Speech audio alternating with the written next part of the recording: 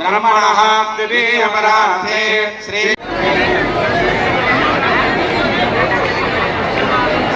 స్వామి యొక్క దివ్య మూల మంత్రం ఓం నమః శివాయ. సీతారామచంద్ర స్వామినే నమః. మాతృదేవో భవ. ప్రాణాయామే వినియోగః ప్రాణాయామం కరిష్యే. రావణాసురుణ్ణి కొట్టిండు, తెచ్చే అంటే సీతా అమ్మవారిని తెచ్చిండు. ఇది మనందరికి తెలిసినటువంటిది. కానీ మరి కూర్మో దేవత సుదలంఛందః ఆసనే వినియోగః అనంతాసనాయ నమః. తస్మై గణాధిపతయే నమః. ఉమామహేశ్వర చేత, కిన్నెరుల చేత, కింపురుషుల చేత, ఏ జంతువుల చేత, ఏ ప్రాణి చేత నేను చూడడానికి వచ్చారు. ఈ కళ్యాణోత్సవం మీ పేరు పైన జరపబడుతుంది. అందరూ కూడా ఒకసారి నమస్కారం చేయండి.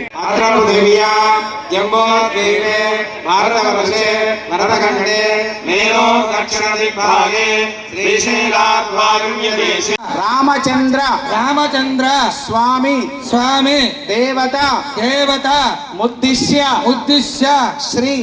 మనకి ఇద్దరు అన్నదమ్ములు ఎవరండి? కాదు, ఇద్దరు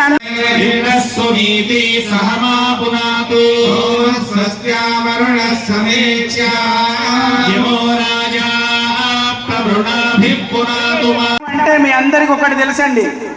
అమ్మ కూర్చోండి తల్లి. ఇంతకుముందు మీరు అందరు కూడా ఎంత నిశ్శబ్దంగా ఉన్నారో చెప్పాను. మీరు అరటి పండ్లు ఆపండి అమ్మ ఒక్క నిమిషం. మనకి శంకర ప్రాణవల్లభే జ్ఞాన వైరాగ్య సిద్ధ్యర్థం భిక్షాం దేహి చ పార్వతి జగదంబా మాతాకి. ధర్మం తప్పిండు కనుక వాలి చచ్చిపోయాడు. రావణాసురుడు కుంభకర్ణుడు ధర్మం తప్పిండు. విభీషణుడు ఒక్కడే ధర్మాన్ని పాటించిండు. కాబట్టి విభీషణుడు ఒక్కడే మిగిలాడు, ఇద్దరు పోయారు. రాముడు, లక్ష్మణుడు, భరతుడు, శత్రుఘ్నుడు నలుగురు కూడా ధర్మాన్ని ఆచరించారు. కాబట్టి ఆ నలుగురు మిగిలారు. కాబట్టి మనం ఇటువంటి దివ్య కళ్యాణ మహోత్సవాన్ని ఇక్కడ మనం